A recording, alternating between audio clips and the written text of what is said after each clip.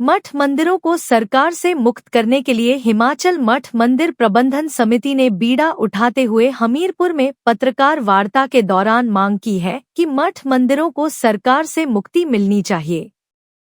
हमीरपुर में पत्रकार वार्ता के दौरान हिमाचल मठ मंदिर प्रबंधन समिति के अध्यक्ष इंद्र सिंह डोगरा ने कहा कि मठ मंदिरों को सरकार के प्रभाव से आजाद करने के लिए आवाज नहीं उठाई गई है। उन्होंने कहा कि आजादी के बाद मंदिरों का अधिग्रहण हुआ है और इनका सारा पैसा सनातन के विरोध में संस्थाओं पर खर्च किया जा रहा है, जिसका हिंदू धर्म के लोगों में रोष है। इस अवसर पर संस्था महासचिव दीन दयाल शर्मा, वैद्य राजेश कपूर और कुलदीप सिंह भी मौजूद रहे। सभी को प्रणाम। आज हम एक प्रांत की जन जागरण अभियान यात्रा में चले हुए हैं और ये यात्रा जो है वो मठ मंदिरों से संबंधित है। कारण क्या है कि हमारे जो मठ मंदिर हैं ये अंग्रेजों के समय एक षड्यंत्र के अंतर्गत और उनका अधिग्रहण किया गया। उस पैसे का जो दुरुपयोग होता रहा उन्होंने अपने हिसाब से किया। दुखद बात यह है कि सन 1947 में जब देश आजाद हो गया तो उस समय चाहिए यह था कि जितने भी हमारे मठ मंदिर, जितने भी हमारे आराध्या देव उन्होंने अधिग्रहित किए थे, वो कब्जे में लिए थे, वो उस टाइम स्वतंत्र हो जाने चाहिए थे। लेकिन ना तो कभी किसी हिंदू समाज के व्यक्ति ने इस प्रकार की आवाज उठाई, अगर उठाई भी होगी तो बहुत कम, यानी उसका कोई प्रभाव नहीं रहा।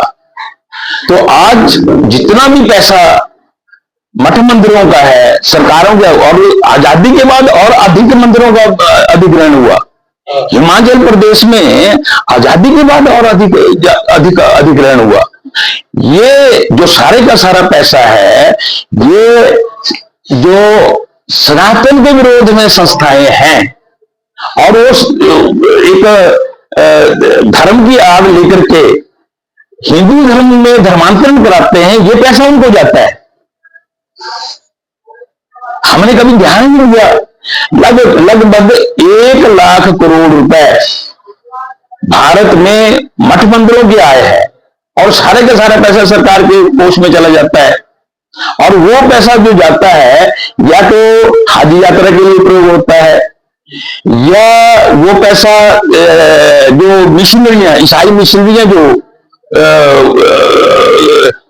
समाज में काम करती हैं, उनकी भी नहीं होती उस पैसे से, उनको दिया जाता है। और वो करते क्या है, उसी पैसे, हमारा पैसा है, हमारी श्रद्धा का दिया हुआ पैसा है, उसी पैसे से हमारे जो भोले भाले लोग हैं उनको पैसा देते हैं। और हमारे ही जो आस्था से हमने दान दिया है वो हमारे विरोध में लग रहा है, हमारे लोगों का ही धर्मांतरण हो रहा है। अच्छा, दुखद बात यह है कि अभी हमारे लोगों ने कभी आवाज ही नहीं उठाई इसके ऊपर। 2004 से इस काम में लगा हूं। हिमाचल प्रदेश में तो वही लोगों में जागरूकता ही है, अब सारे देश भर में भी जागरूकता ही है।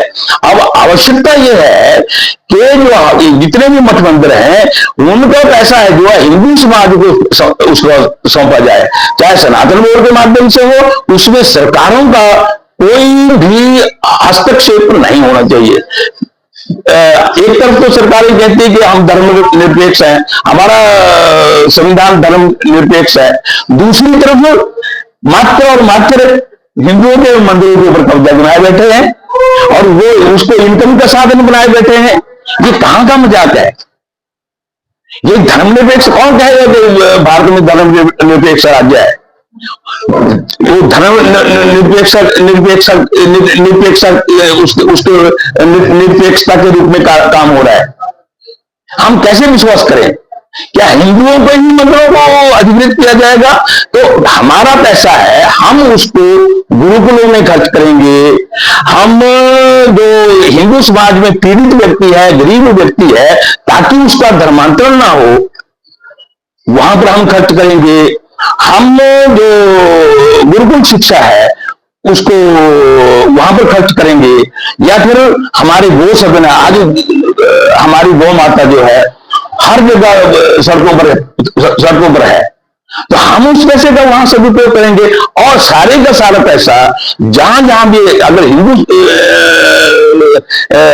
समाज के पास भी पैसा होगा तो सारे का पैसा हिंदू हितों में लगेगा, सोया हुआ है। इस हेतु एक कम से कम हम अपने हिमाचल प्रदेश में भी जिसका जागरण कर सकें, इसी हेतु हमने इस जो यात्रा का है ये आयोजित किया है। ये इसका ये बैनर तले हिंदू जो अपने सनातन के मठ मंदिरों, सनातन मठ मंदिर प्रबंधन समिति जो है हिमाचल प्रदेश की, उसका मैं अध्यक्ष हूं। अभी हमने एड हॉक समिति बनाई है, इसको रजिस्टर नहीं कराया है, लेकिन सारे हिमाचल प्रदेश में कार्य कर रही है। तो इस हेतु, इस जन जागरण के हेतु हम सारे हिमाचल प्रदेश के प्रवास के ऊपर निकले हैं। 1983 से शिक्षा के क्षेत्र में अग्रणी Silver Bell Senior Secondary School Hiranagar Hamirpur पिछले 4 दशकों से शिक्षा जगत में एक अहम स्थान बनाए हुए हैं। श्रीमती शकुंतला निघाल के कुशल नेतृत्व में सिल्वर बेल्स की टीम द्वारा बच्चों को गुणात्मक शिक्षा प्रदान की जाती है, जिसमें बच्चों के सर्वांगीण विकास पर विशेष ध्यान दिया जाता है। I started the school in 1983 because there was a dire necessity for the English medium school that time. So previously I was hesitating, but still I started the school with 3 children, but it flourished on very well, and that was because of the cooperation of the staff as well parents. They did all the efforts to take the school up and flourish it very well, and we excelled in all the spheres, cultural activities, outdoor activities as well as the education activities. Super Magnet Group की सहभागिता से silver bell school में दी जाती है बच्चों को विभिन्न प्रतियोगी परीक्षाओं के लिए कोचिंग और नौनिहालों के लिए अत्याधुनिक सुविधा से युक्त बाल वाटिका की सुविधा भी उपलब्ध है। बच्चों के लिए स्कूल द्वारा ट्रांसपोर्ट की सुविधा 15 किलोमीटर के दायरे में दी जा रही है। गौरवमयी अतीत से सुनहरे भविष्य के निर्माण के लिए प्रतिबद्ध सिल्वर बेल्स स्कूल में आज ही अपने बच्चे के लिए सीट बुक करवाएं।